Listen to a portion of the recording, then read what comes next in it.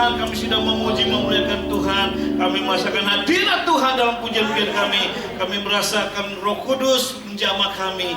Terima kasih Bapa, terima kasih. Sebentar sebelum kami kembali berdoa Tuhan, kami mau mendengarkan firman Tuhan. Tolonglah Roh Kudus untuk kami menyimak firman Tuhan dengan baik, dan tolong Roh Kudus untuk kami bantu kami untuk melakukan firman Tuhan. Sebab kami percaya ketika kami melakukan firman Tuhan, kami akan mengalami mujizat pertolongan dari firman Tuhan. Terima kasih Bapa, terima kasih. Dalam nama Tuhan Yesus Kristus kami berdoa dan bersyukur. Haleluya. Amin. Puji Tuhan. Shalom Bapak Ibu. Terima kasih buat Bapak Ibu BPH Satelit Immanuel Wiyung yang sudah kembali kesempatan kami melayani. Hari ini kita memasuki ibadah pencurahan Roh Kudus yang ke berapa ya? 8. Puji Tuhan. Berarti Bapak Ibu mengikuti terus dengan setia. Ya, kita ibadah pencurahan Roh Kudus yang hari ke-8 dengan temanya yaitu karunia pelayanan dan karunia Roh Kudus. Karunia rohani maksud saya. Roh Kudus yaitu karunia pelayanan dan karunia rohani. Mari kita baca ayat tadi, teks 1 Korintus 12 ayat 1 sampai 9. 1 Korintus 12 ayat 1 sampai 9. Kita buka di HP di Alkitab kita atau di HP kita yang ada Alkitabnya. Kita akan baca dulu ayat 1 dari 1 Korintus pasal 12 ayat 1 sampai 9. Rupa-rupa karunia, tetapi satu roh. Saya akan bacakan buat Bapak Ibu ya. Sekarang tentang karunia-karunia roh, aku mau saudara-saudara supaya kamu mengetahui kebenarannya. Kamu tahu bahwa waktu kamu masih belum mengenal Allah, kamu tanpa berpikir ditarik kepada berhala-berhala yang bisu. Karena itu, aku meyakinkan kamu bahwa tidak ada seorang pun yang berkata-kata oleh Allah dapat berkata, terkutuklah Yesus. Dan tidak ada seorang pun yang dapat mengaku Yesus adalah Tuhan selain oleh Roh Kudus. Ada rupa-rupa karunia tetapi satu roh, dan ada rupa-rupa pelayanan tetapi satu Tuhan, dan ada berbagai perbuatan-perbuatan ajaib tetapi Allah adalah satu yang mengerjakan semuanya dalam semua orang. Tetapi kepada tiap-tiap orang dikaruniakan pernyataan roh untuk kepentingan bersama. Sebab kepada seorang roh memberikan karunia untuk berkata-kata dengan hikmat, dan kepada lain roh yang sama memberikan karunia berkata-kata dengan pengetahuan. Kepada seorang roh yang sama memberikan iman, dan kepada yang lain ia juga memberikan karunia untuk menyembuhkan. Kepada yang seorang roh memberikan kuasa. Oh ya, sampai situ aja ya Pak pembacanya. Bapak Ibu, setelah kita diciptakan dan kita selamatkan untuk melayani Tuhan. Mari lihat PPT-nya sambil Bapak Ibu bisa mengikuti alur cerita. Efesus 2 ayat 10b berkata, karena kita buatan Allah diciptakan dalam Kristus Yesus untuk melakukan pekerjaan baik yang dipersiapkan Allah sebelumnya. Dia mau supaya kita hidup di dalamnya. Amin. Kita hidup dalam Tuhan setelah kita diciptakan dan kita melakukan pekerjaan baik. Pekerjaan baik apa? Yaitu pelayanan yang dimaksud sini. Pelayanan kita. Nah, Rick Warren berkata seperti ini. Kita diselamatkan untuk melayani, bukan untuk bermalas-malasan dan menantikan surga. Amin. Kita diselamatkan untuk melayani dan bukan untuk bermalas-malasan lalu menantikan surga datang, atau kita tunggu dijemput Tuhan datang. Kita diselamatkan untuk melayani. Beritahu berikannya, kamu diselamatkan untuk melayani loh. Amin. Aku juga. Jadi ketika kita sudah mengakui Yesus adalah Tuhan dan mengakui Yesus sebagai Tuhan dan mengaku kita orang berdosa perlu Tuhan, diselamatkan, dikuduskan, dan Yesus sebagai Tuhan. Lalu ketika kita diberi kesempatan masih beribadah, masih hidup, kita dikasih tugas. Tugasnya apa? Untuk melayani, melakukan perintah firman Tuhan. Amin. Sebab waktu kita dipanggil Tuhan nanti, kita bukan sekedar kita pasti masuk surga. Ya, itu benar. Tiket menuju ke surga adalah menerima Yesus sebagai Tuhan dan Juru karena Dia yang punya surga. Tetapi ketika sampai di surga, bukan itu saja yang kita akan rasakan. Kita akan disambut hangat dengan Bapa di surga. Selamat datang, hai hambaku yang setia. Ya kan? Lalu juga kedua, bukan hanya sambutan yang Yesus sebagai menyambut kita karena sebagai orang yang sudah diselamatkan, tetapi juga Yesus menghargai. Apa yang Yesus berikan penghargaannya? Yaitu memberikan mahkota emas. Kalau di dalam kitab Wahyu kan kita akan berikan mahkota emas. Itu sebagai apa? Tanda reward ketika selama di bumi, kita ada di bumi dan kita melakukan perintah firman Tuhan, kita melayani pekerjaan Tuhan. Disitulah kita datang bukan hanya masuk ke surga saja, tapi ada sesuatu yang kita bawa, yaitu melayani pekerjaan Tuhan. Emas, mahkota kita, di atas kepala kita mendapatkan mahkota. Reward. Allah juga menghargai. Apapun yang kita lakukan, firman Tuhan katakan, apapun yang kamu kerjakan di gereja Tuhan, di rumah Tuhan, dalam keluarga, dalam pekerjaan usaha, sekecil apapun kita lakukan, Tuhan sangat menghargainya. Amin. Yang sekarang, lalu apa sih peranan Roh Kudus bagi pelayanan kita dalam teks ini? Di 1 Korintus 12 ayat 1-9, yang pertama, peranan Roh Kudus bagi pelayanan kita di gereja adalah Roh Kudus memperlengkapi kita dengan apa yang kita butuhkan dalam melayani Tuhan, yaitu karunia rohani. Karunia rohani. Apa itu karunia rohani? Karunia rohani adalah kemampuan khusus yang diberikan Allah untuk melayani Dia, yang diberikan hanya kepada orang percaya. Kalau kita tadi membaca mulai dari ayat 9 sampai 10-11 itu ada 9 karunia rohani. Karunia apa? Berkata-kata dengan hikmat, karunia berkata-kata dengan pengetahuan, karunia iman, karunia menyembuhkan, karunia mengadakan mujizat, karunia bernubuat, karunia membedakan, karunia bermacam-macam roh, karunia berbahasa roh, dan karunia menafsirkan bahasa roh. Tujuannya apa? Kita diperlengkapi dengan karunia ini supaya kita melihat bahwa setiap kita ibadah ada sesuatu yang terjadi. Amin. Supaya kita saling melengkapi, enggak semua karunia itu sama, pasti berbeda. Dan tujuannya berbeda itu supaya kita ada harmonisasi dalam melayani Tuhan. Semua saling membutuhkan. Pemusik tanpa ada WR single tidak harmonisasi. Sesama pemusik, pemain keyboard, gitar, bass, dan kalau hanya keyboard doang kurang menarik, atau hanya gitar bass saja tidak menarik. Selalu ada berbeda. Sama, mulai Bapak Ibu datang dari gereja, mau masuk ke rumah Tuhan, ada seorang yang bernamanya Asegiter. Walaupun dia nggak bisa main-main, hanya cuma menyambut Bapak Ibu, selamat datang Pak, puji Tuhan, mari datang beribadah. Kita akan diberkati dalam ibadah ini. Senang nggak Bapak Ibu? Senang ya? Walaupun cuma hanya sambutan saja dengan senyuman sukacita, orang datang ke rumah Tuhan pasti sukacita. Wah, aku disambut loh. Siapapun orang yang datang, ketika selamat datang Bapak Ibu, puji Tuhan, mari silakan masuk ke rumah Tuhan, kita pasti akan diberkati. Wow.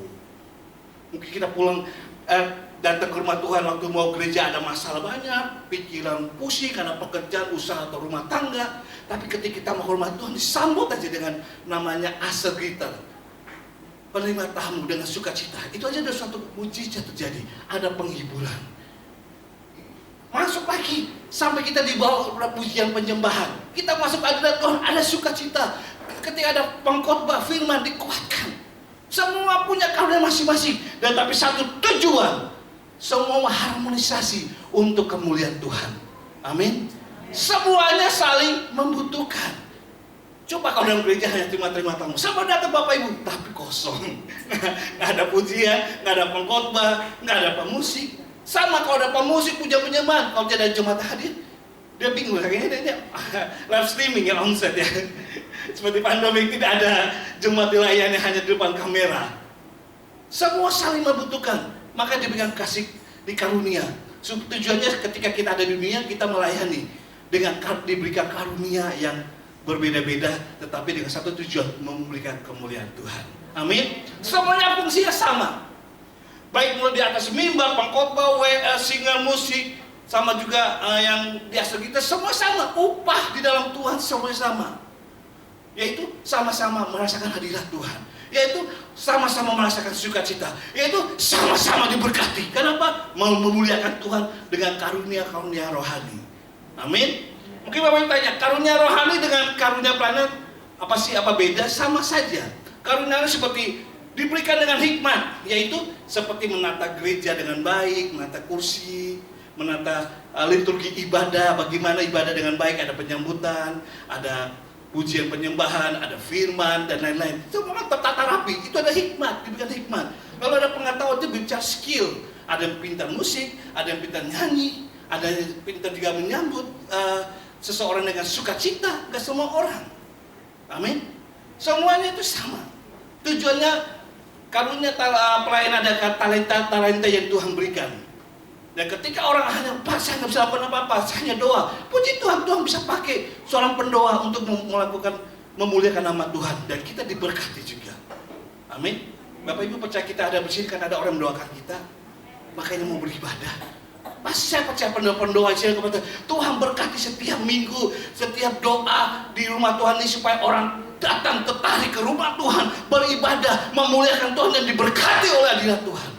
Berkati setiap kursi-kursi kosong Tuhan supaya ada jiwa-jiwa selalu baru setiap minggu. Dan mereka akan merasakan kemuliaan Tuhan di gereja Satelit Immanuel Riung tempat ini. Amin. Amin. Semua itu sama-sama dibutuhkan. Karena itu Tuhan memberikan karunia berbeda, tetapi dengan satu tujuan, memuliakan Tuhan. Dan endingnya ketika kita memuliakan Tuhan, Tuhan memberkati. Bukan hanya surga Tuhan berikan, tapi waktu kita di bumi, kita pun merasakan suasana surga. Meskipun ada beban kehidupan, apakah itu sakit penyakit, usaha sedang bangkrut, ada konflik-konflik dalam rumah tangga, tetapi ketika kita memuliakan Tuhan dengan karunia Tuhan berikan, kita akan merasakan suasana surga. Berapa banyak dari kita merasakan hadirat Tuhan kalau kita memuji memuliakan Tuhan? 5 orang, 10. Nah, waktu Bapak Ibu berdoa menyembah Tuhan bisa merasakan hadirat Tuhan, apalagi di surga yang selama-lamanya memuliakan Tuhan, memuji Tuhan, dan kita akan merasakan sukacita selamanya. Amin. Bisa akan lebih dahsyat lagi di surga. Di sini aja kita merasakan, meskipun ketika pulang, waduh, besok ada pekerjaan itu. Di mana usaha saya? Gimana toko saya? Waduh, besok mau sekolah ada ujian. Tetap ada beban, tetapi ketika kita memuliakan Tuhan dengan karunia Tuhan berikan, kita merasakan sukacita. Tetap merasakan surga. Seperti doa Bapa kami di surga, dikuduskan namamu, datanglah kerajaanmu di bumi seperti di surga. Amin. Itulah karunia yang Tuhan berikan supaya kita saling memperlengkapi dengan tujuan kita akan diberkati karena kita memuliakan Tuhan. Amin. Itu yang pertama. Lalu yang kedua, peranan Roh Kudus memperlengkapi kita dengan karunia-karunia yang berbeda-beda, tetapi dengan satu tujuan, untuk memuliakan nama Tuhan. Kalau yang keduanya, Roh Kudus mengingatkan kita bahwa karunia rohani diberikan untuk kepentingan atau sekali lagi Roh Kudus mengingatkan kita bahwa karunia rohani diberikan bukan untuk kepentingan atau kebanggaan diri sendiri, tetapi untuk kepentingan bersama. 1 Korintus 12 ayat 7. Tetapi kepada tiap-tiap orang dikaruniakan pernyataan roh untuk kepentingan bersama. Kepada tiap-tiap orang dikaruniakan pernyataan roh untuk kebaikan bersama. Tetapi kenyataan roh itu dikaruniakan kepada masing-masing supaya mendatangkan faedah. Pergunakanlah karunia itu untuk kemuliaan nama Tuhan.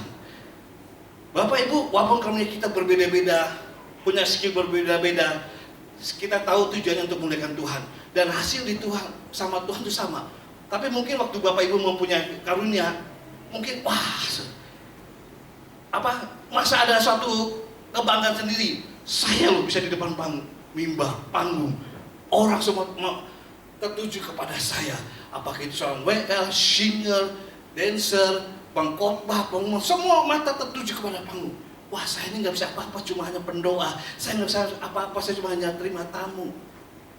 Jangan membanggakan diri. Setiap karunia, baik dari luar mimbar sampai dalam gereja, sampai di panggung yang kudus ini, walaupun punya karunia yang berbeda, jangan membanggakan diri. Semuanya untuk kemuliaan Tuhan, dan semuanya sama-sama dibutuhkan, dan semuanya sama-sama diberkati oleh Tuhan. Ada amin. Semua sama, jadi kita nggak boleh membanggakan diri. Wah, saya yang lebih hebat. Gereja Satelit Immanuel tanpa saya, seorang pemusik, seorang WL, tidak bisa. ada hadirat Tuhan. Mungkin waktu ibadah kering, wah dia bisa gitu kan, nggak ngangkat. Wah karena saya seorang worship leader yang berapi-api penuh urapan, tanpa saya ya biasa-biasa saja. Jangan membanggakan diri dengan karunia yang ada. Itu karunia Tuhan yang berikan. Amin. Semua dibutuhkan, semua sama-sama diberkati, semua sama-sama diperlukan untuk kemuliaan Tuhan. Karena itu, biar setiap karunia yang Tuhan berikan, mari kita sama-sama dengan kesatuan hati, kerendahan hati untuk melayani Tuhan. Dan Tuhan hadir ketika ada kerendahan hati dan kesatuan hati.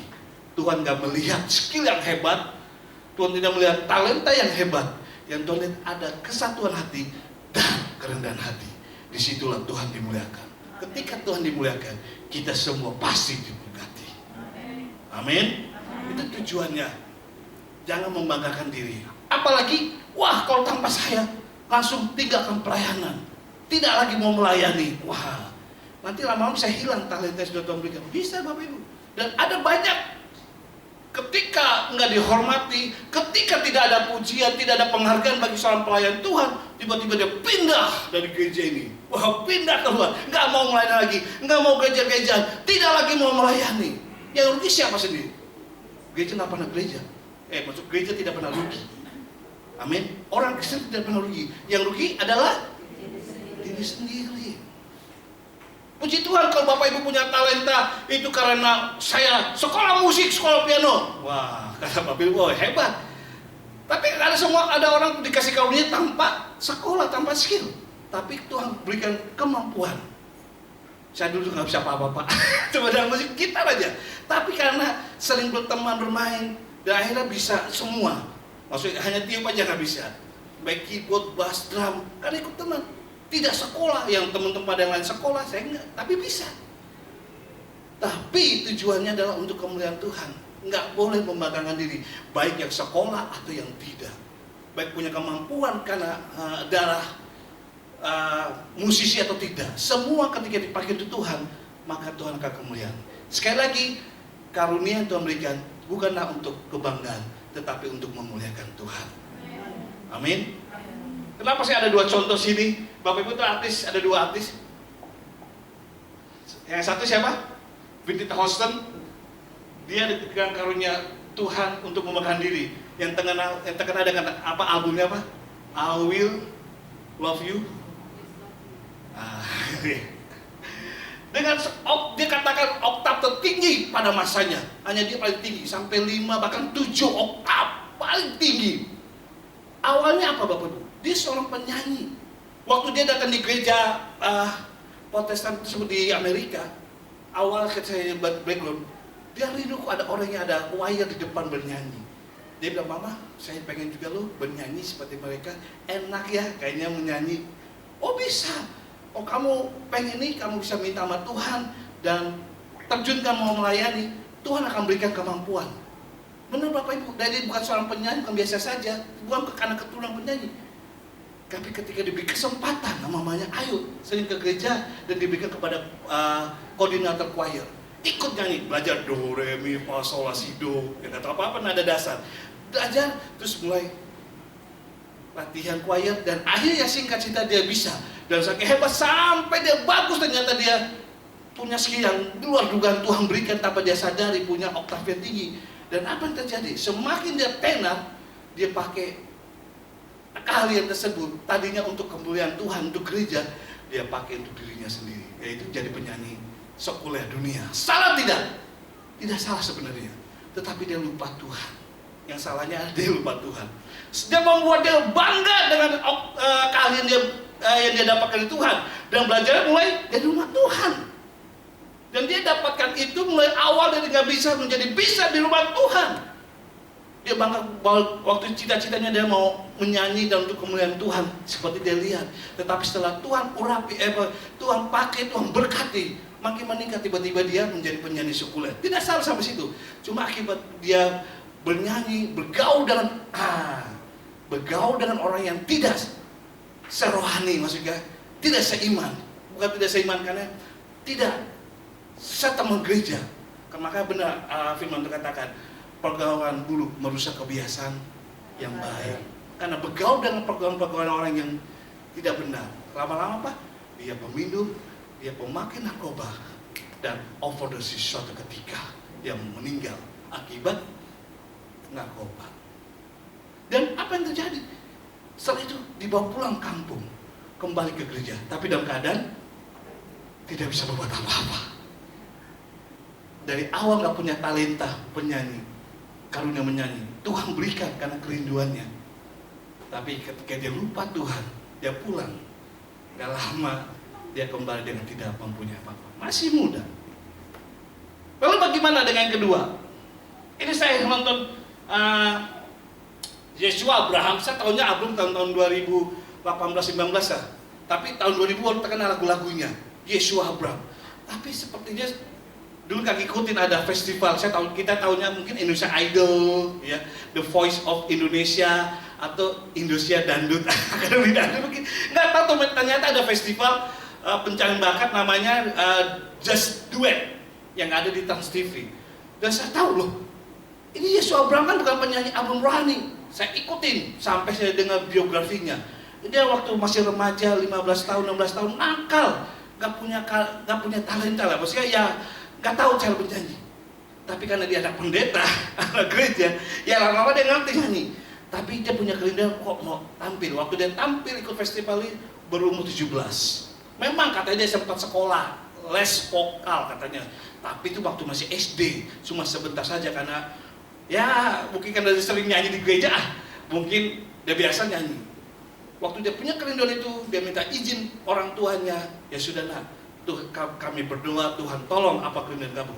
Tapi ingat biar itu kemudian Tuhan. Benar Bapak Ibu. Di tahun 2016 ada festival di Net TV, Just Do It itu, dan dia menang sampai juara 1. Dia berkolaborasi dengan artis-artis yang terkenal, termasuk Mike Mohede dan lain-lain. Dan apa yang terjadi? Yang saya kagum biasanya orang kalau sudah terkenal di ikut festival kayak Indonesian Idol, The Voice ini, pasti dia punya album-album sekuler kan. Tapi saya perhatikan album sekulernya mana nih setelah dia menang 2016? Tidak ada. Justru yang dia keluarkan ada album rohani bersama keluargaku. Stop. Maksudnya album stop, tapi saya nggak tahu lagunya apa. Tapi yang saya tahu beberapa album penyembahan Yeshua Abraham bersama penyanyi rohani. Ternyata dia pernah berkata, aku dapat ini dari Tuhan dan aku dimenangkan ini karena Tuhan, maka aku kembalikan. Ketika aku sudah menangin, aku kembalikan semua untuk Tuhan. Wow, berbeda ya.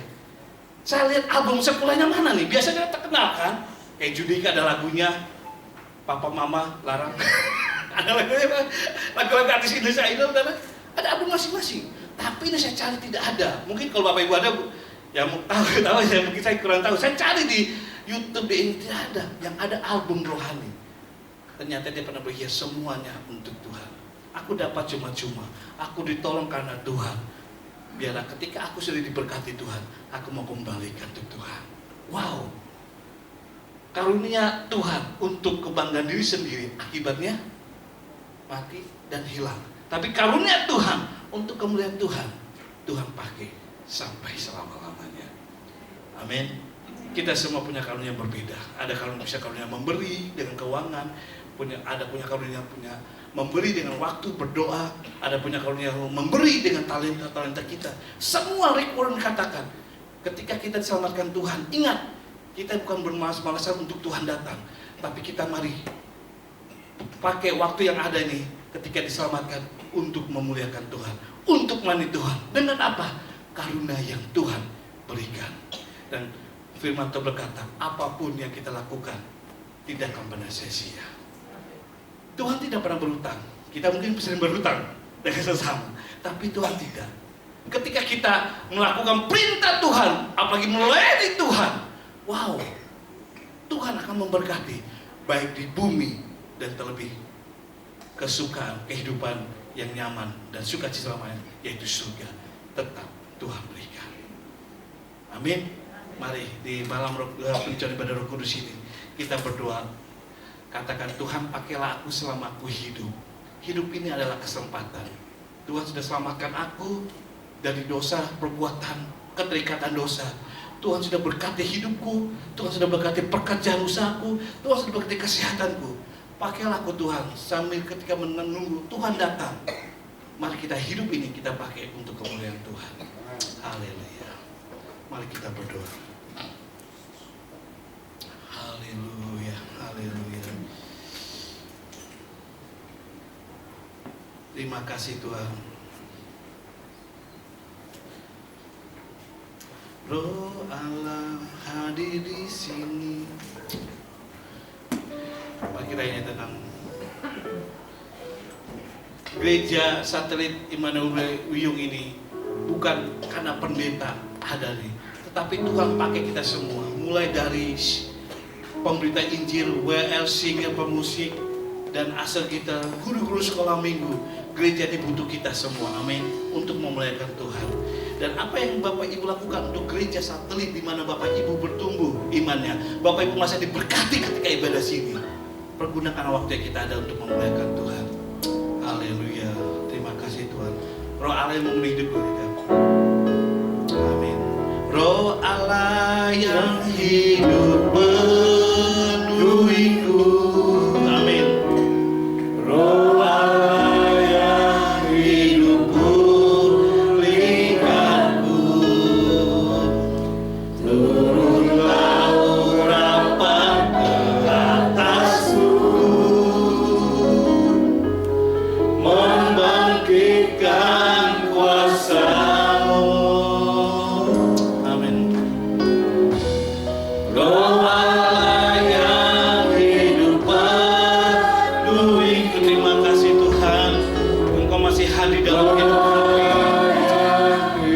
Bukan Engkau hadir saja, tetapi Engkau menggerakkan hidup kami untuk menjadi sesuatu dalam dunia ini selama kami ada. Setiap karunia-karunia di gereja-Mu satelit Immanuel Wiyung ini Tuhan, pakailah kami Tuhan untuk memberkati gereja-Mu, membawa jiwa-jiwa datang beribadah dan memuliakan Tuhan, dan diberkati melalui gereja-Mu ini, melalui ibadah-ibadah, ibadah sekolah minggu, ibadah kaum muda, ibadah umum, ibadah doa. Kami percaya ketika Tuhan pakai kami semua, maka kami percaya gereja ini akan membawa kemuliaan bagi Tuhan. Maka itu pakailah kami Tuhan. Gereja bukan gedungnya, tapi setiap pribadi kami yang sudah diselamatkan, kami mau dipakai Tuhan untuk memuliakan Tuhan. Oh, shikarabarabarabata ramasi. Terima kasih Tuhan. Haleluya, katakan terima kasih Tuhan. Roh Allah yang hidup penuhiku. Amin. Pakailah kami semua Bapa. Roh Allah yang hidup pulihku. Oh, shikarabarabarabata ramasi. Mari kita bangkit berdiri. Haleluya. Kita angkat tangan, katakan Roh Kudus, pakailah setiap kami semua di gereja-Mu satelit Immanuel ini. Terima kasih Tuhan.